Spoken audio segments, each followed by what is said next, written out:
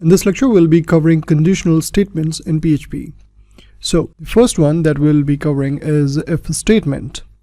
Now the if statement allows us to execute code based on a condition.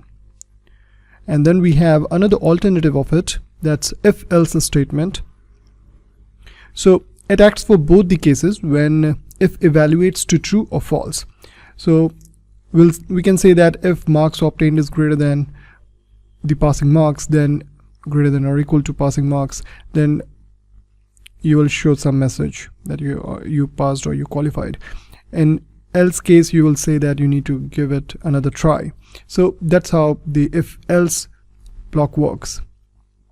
Then we have multiple conditions, like where we make use of logical operators like and, or, to combine more than one condition and then make the whole as one individual check, and based on that we'll be evaluating the output.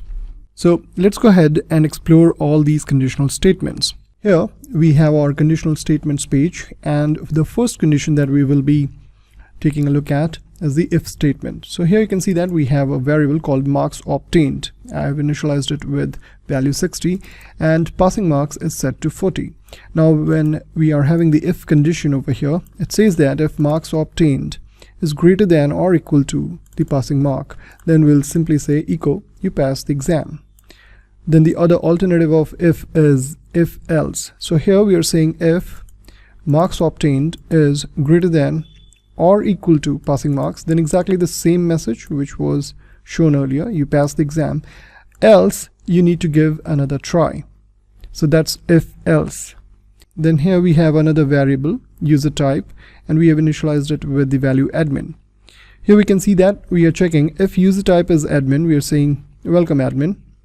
Else if user type is set to user, in that case we are saying welcome user. Else if none of these conditions match, then we are simply saying welcome guest. And here we were talking about multiple conditions, and you can see that we are making use of the and operator to combine these two conditions together, and then finally when this whole statement is evaluated as true, then this statement is printed. So we are saying if marks obtained is greater than or equal to passing marks, that means you are passed. And here it also checks that if you have got more than 80, then in that case we are saying that you passed with distinction. So these are some of the conditional statements that we have in PHP, and in the advanced version we'll obviously cover the switch case statement as well. In the next lecture we'll be covering loops in PHP.